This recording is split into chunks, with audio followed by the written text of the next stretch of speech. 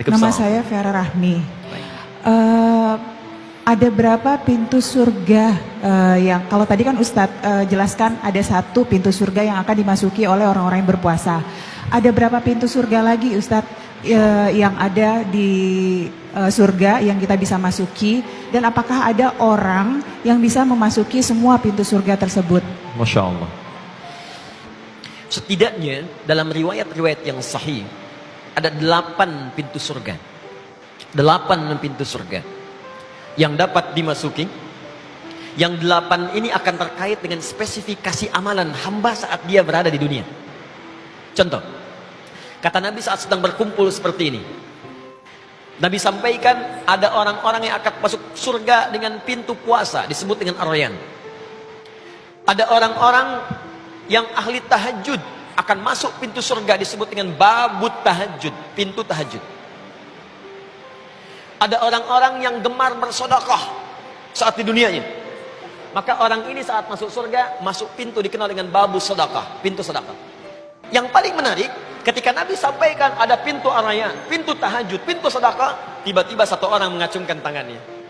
Kata beliau ini Abu Bakar As-Siddiq, ya Rasulullah, wahai Rasulullah, adakah yang saat masuk ke surga dipanggil oleh semua pintu tadi? Jadi ada nggak orang yang saat hisab itu semua pintu bersautan, ya Rasulullah? Ya, ada nggak? Hei, aina ahli tahajud, aina ahli sedekah, aina? Wah, semua nanya.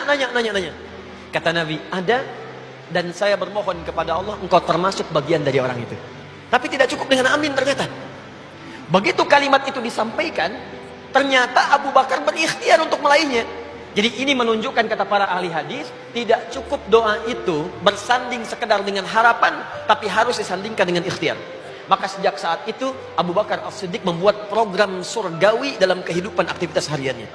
Sehingga satu saat, Allahu Akbar, Nabi pernah mengumpulkan kalangan para sahabat dan bertanya. Kata Nabi, siapa hari ini yang sholat berjamaah? Semua angkat tangan. Siapa hari ini yang berinfak sedekah? Sebagian turun tangan. Abu Bakar dengan beberapa sahabat angkat tangan. Siapa yang hari ini bisa menyolatkan orang yang wafat? Semua turun tangan. Abu Bakar angkat tangan. Siapa yang diantara kalian hari ini mengantarkan orang ke alam kuburnya? Abu Bakar angkat tangan, yang lain diam. Siapa yang hari ini menengok orang sakit? Semua diam, Abu Bakar angkat tangan. Semua kalimat yang ditanyakan Nabi, Abu Bakar mengangkat tangannya. Maka jika anda ingin mendapatkan bagian dari itu, bikinlah program dari sekarang. Keluarkan penghuni surga itu, keluarkan karakteristiknya, ikuti itu. Mudah-mudahan saat mengerjakannya, tidak harus kita maksimal, semampu kita, itu yang kita kerjakan. Mungkin saat kita kerjakan, kita wafat, disitulah Allah berikan anugerah yang terbaik.